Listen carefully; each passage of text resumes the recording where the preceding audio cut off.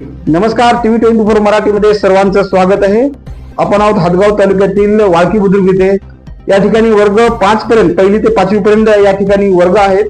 त्या वर्गामध्ये एकूण विद्यार्थी 81 ते जवळपास 80 ते विद्यार्थी आहेत. या ठिकाणी आपण बघू शकतो, या रूम मध्ये आहोत.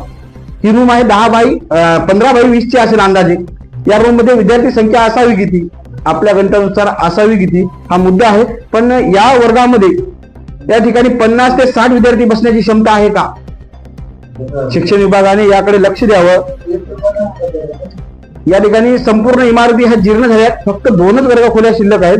2च वर्ग खोल्यामध्ये 5 वर्ग बसावे कसे आणि 5 वर्गामध्ये बसणारे विद्यार्थी कसे बसतील? दप्तर ठेवायला सुद्धा या ठिकाणी विद्यार्थ्यांना जागा नाही. म्हणजे शिक्षण विभाग हा फक्त नुसता मार्गदर्शन करण्यासाठी आहे का? आपल्यासोबत सरपंच आहेत या ठिकाणी. सरपंच, गावाची व्यवस्था पाहता उत्कृष्ट दिसते, शाळेची व्यवस्था दुरवस्था दिसते, कसं पाहता शाळेकडे? या सरपंच आहात तुम्ही. सर, गेल्या 2021 पासून मी या ठिकाणी सरपंच ग्रामपंचायत वाळकी बुद्रुक श्री खंडू पाराजी ठोके मी कार्यरत आहो. मी गेल्या 2021 पासून शिक्षण विभागाकडे आमच्या जिल्हा परिषद शाळेसाठी वर्गखोलीची मागणी मी सतत करत आहो. परंतु शिक्षण विभाग आणि जिल्हा परिषद प्रशासन हे या ठिकाणी अत्यंत अक्षम्य दुर्लक्ष करीत आहे. मी तुम्हाला सांगतो घटनाक्रम. गेल्या 2025च्या ऑगस्ट-सप्टेंबर या महिन्यामध्ये आपल्या हदगाव तालुक्यामध्ये, विशेषतः आष्टी वर्तुळामध्ये मोठ्या प्रमाणामध्ये अतिवृष्टी झाली होती. आणि ज्या तालुक्यामध्ये, ज्या विभागामध्ये अतिवृष्टी होत असते त्या विभागामध्ये केंद्र शासनाच्या नियमानुसार त्या भागातील शासकीय इमारती त्याची देखभाल दुरुस्तीसाठी एक वेगळा स्वतंत्र निधी दिला जातो. मी त्यासाठी 16/7/2025 रोजी ग्रामपंचायतच्या वतीने ठराव घेऊन व शालेय समितीच्या वतीने ठराव घेऊन 2 वर्ग खोल्या दुरुस्तीसाठी मला अत्यंत आवश्यकता आहे असे मी माननीय जिल्हाधिकारी आणि माननीय जिल्हा परिषद मुख्य कार्यकारी अधिकारी यांना मी समक्ष जाऊन निवेदन दिलेलं आहे. परंतु त्या निवेदनाचा कुठल्याही प्रकारचा प्रशासनानं आमच्या म्हणजे निवेदनाचा विचार केला नाही.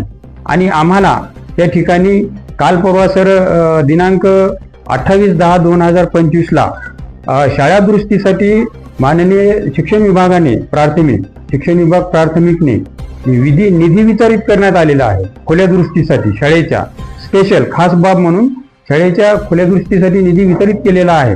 परंतु आम्हाला त्या ठिकाणी 2 खोल्या दुरुस्ती करून द्या म्हणून आम्ही ठराव दिला होता. त्याचा त्यांनी विचार न करता दुसरीकडे तो निधी वळवण्यात आलेला आहे. आणि म्हणून परत एकदा मी काल परवा तो इतरत्र वळवलेला निधी खोल्या दुरुस्तीसाठी माझ्या जिल्हा परिषद प्राथमिक शाळा वाळकी बुद्रुकसाठी देण्यात यावा असं मी त्या ठिकाणी माननीय शिक्षण विभाग प्राथमिक यांना आणि माननीय मुख्य कार्यकारी अधिकारी जिल्हा परिषद नांदेड यांना निवेदन दिलेलं आहे. तशा प्रकारचे माझ्याकडे पुरावे सुद्धा आहेत, कागदोपत्र आहेत.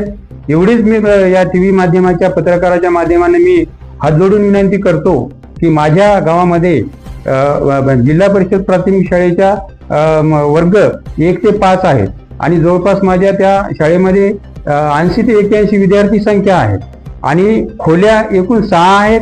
परंतु वर्ग खोल्या भरवण्यासाठी योग्य खोली फक्त 2च आहेत. त्या 2 पैकी बाहेर ती सुद्धा मोडकळीस आलेली आहे. फक्त एकच वर्ग खोली आमच्या शाळेच्या विद्यार्थ्यांना बसण्यास योग्य आहे.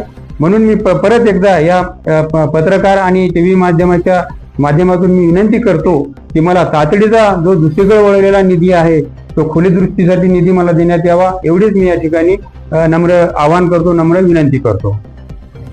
या ठिकाणी सरपंचांनी सुद्धा योग्य पाठपुरावा केलाय. त्यांनी एवढा मोठा बंच घेऊन या ठिकाणी प्रशासनाची लढाई या ठिकाणी सुरू केली.